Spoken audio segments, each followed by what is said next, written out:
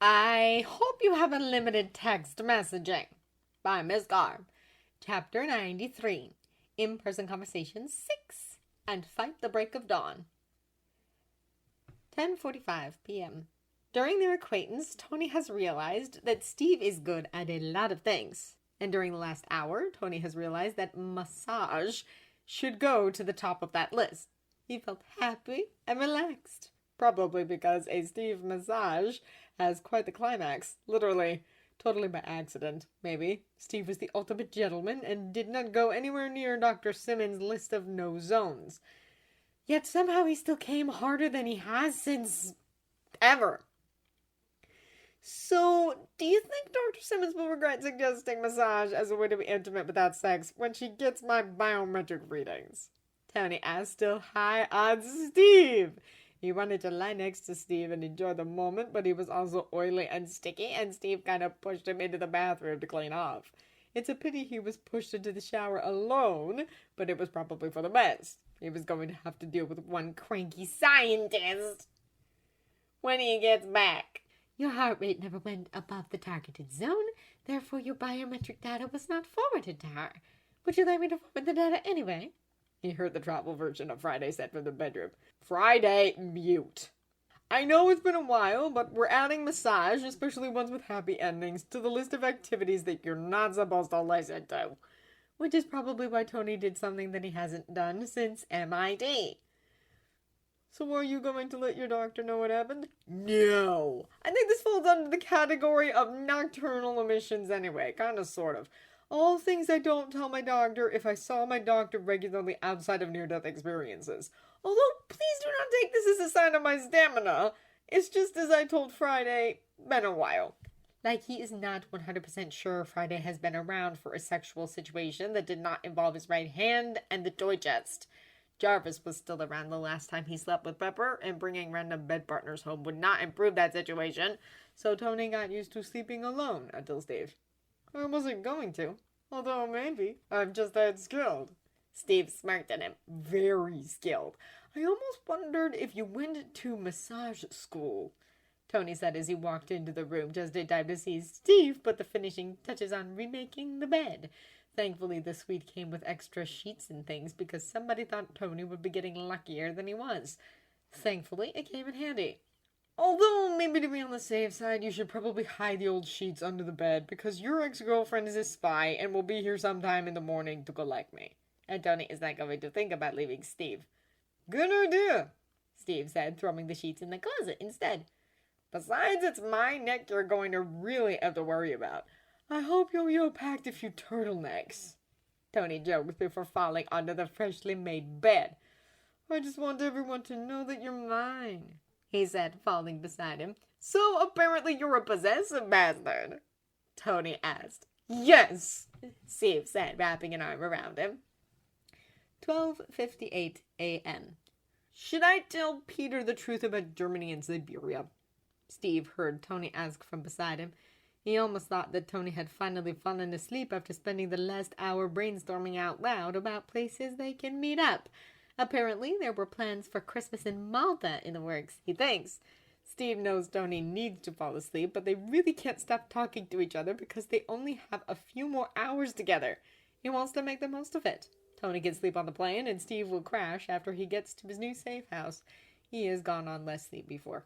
Do you understand what really happened in Germany and Siberia? Because Steve still wasn't entirely sure what really happened, and he's been talking about it with his therapist for a while. No, well, better than I did. Thank Dr. Suarez for that. You were protecting your best friend, and I was trying to protect you, and we both just assumed that the other person wouldn't listen to us. So we didn't bother to explain ourselves well or at all. Sometimes I wonder if we had started our text message honesty exercise earlier, then we could totally be snuggling in our bedroom at the upstate compound right now.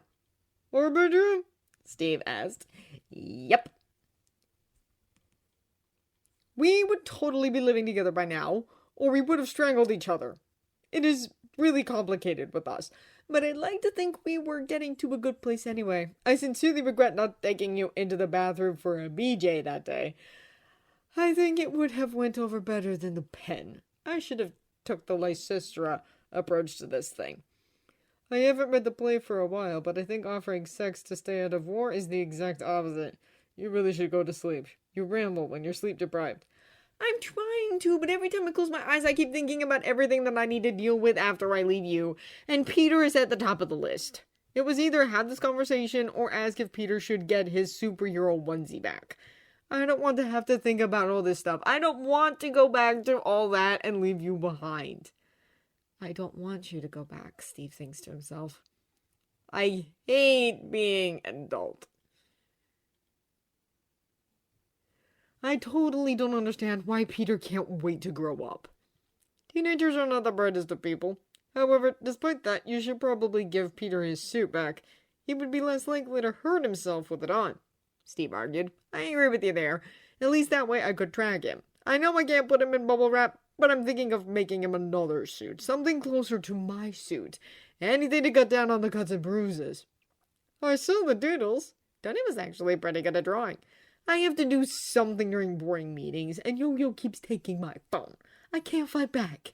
I don't even see when she does it. No one else does either. I bet you're happy you'll be getting Kevin back soon. I don't know, Tony responds hesitantly. It was nice being with someone who can fight along with me when it all goes to hell. At least I don't have to worry about my assistant getting killed. It was kind of nice to not have to worry about that. I bet it was. I wish I could go back with you, Steve lamented. I do too, but we'll see each other soon. Mumbai for the wedding in a few weeks, and then Malta and for Christmas. It won't be as bad as last time. I hope so, at least.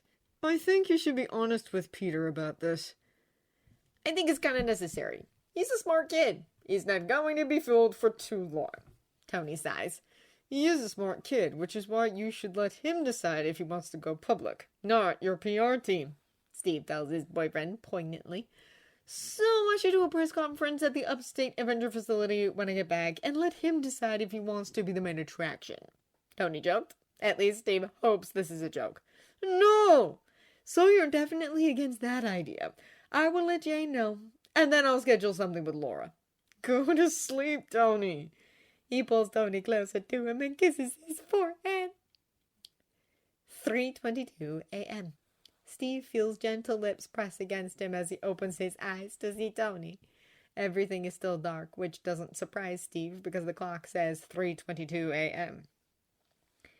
Hey, I didn't mean to wake you up. I just wanted to steal a kiss before heading into the shower. I'm all sweaty again from you, so I figure I should try to be dressed before May or Yo-Yo show up. You can go back to sleep, Tony said as he started to scoot off the bed. I think the sound of the shower would have woken me up anyway, he said as he pulled Tony back onto the bed for another kiss. Okay, as much as I want to stay with you in this bed and mess up another set of sheets following the letter of Dr. Simmons' rules, but not the spirit, I probably need a shower and get dressed. Probably. I really don't want to. I know. Steve pulls Tony back to him. I wish there was some quick fix like with the Clint situation so I could take you with me. Lila sent me pictures of her daddy. She's happy. She doesn't need me anymore, Tony said sadly. I think she's always going to need her Uncle Tony, Steve said, pressing a kiss to Tony's mouth again. Okay, now I really have to shower. Although I probably should let you use it first, Tony said, letting go. That would be good, Steve said as he ran into the restroom to relieve himself. 15 minutes later, while Tony was in the shower, Steve managed to sneak his present into the bottom of Tony's suitcase. Hopefully, Tony wouldn't open his suitcase again until they got to L.A. It was at that moment that Melinda let herself into the room. Have a seat, he tells Melinda. You're early. Tony's still showering. That's what I thought. Actually, I wanted to talk to you for a few minutes, Melinda said gravely. That's not good. About? Ross doesn't know you're here, but General Talbot does. He's not surprised. Will the Air Force be showing up the moment Tony leaves? Steve asked. No, he won't come looking for you. He just said to try not to cross his path and keep your head down. Ross still wants his trophy back, and Talbot will not give him the satisfaction. He's not even surprised they see him as a thing instead of as a person, Tony warned him. Of course he does, Steve sighed. I was also told to give you this. That's when Melinda passed him another burn phone along with an envelope. I feel like I'm starting a collection, Steve joked, placing both in his own bag to look at later. Every good spy has at least 3, she joked, sort of. Melinda's face rarely changed expression, so it's hard to tell. You'll keep an eye on Tony for me? I'm worried about him and what Ross could do to them, Steve asked. I will. Ross is afraid of Tony. He won't do much. Steve wanted to believe Melinda, but he was still scared. Thank you all the same. 4:09 a.m. Stark, stop kissing your boyfriend now, he heard Agent May say from the door, waiting impatiently. The plane leaves at 5. It's a private plane. They leave when I get there, he said, leaning in to kiss Steve again. I have no trouble physically dragging you to the plane. I think you have to leave, Steve said, pulling away. I really don't have to. I really don't want to, Tony said, pulling Steve back to him again to kiss one more time. Sometimes in life we all have to do things that we don't want to do, Steve told him as he gave him one last gentle touch of lips before pushing him towards Melinda. Let me know when you get to LA, he heard Steve's voice break. I will. Love you. He didn't look back because Tony was sure he would start crying if he did. Love you too, Tony heard Steve say as he walked out the door. It really took all his willpower not to turn around and run back in there. Agent America may have been holding his wrists for dear life. Saying goodbye to Andrew when I would leave for a mission was always the hardest part, Melinda confessed. And Coulson too. Yes. Actually, it's worse with him since he managed to get himself killed once. Tony doesn't even want to think of that happening to Steve. Does it get easier? Tony asked, with one tear running down his cheek. No, but you learn to appreciate the moments you do have together more. He hopes that's true. He still cries on the car ride to the airstrip. Neither one of his teammates say anything. Yo-Yo just gave him chocolate.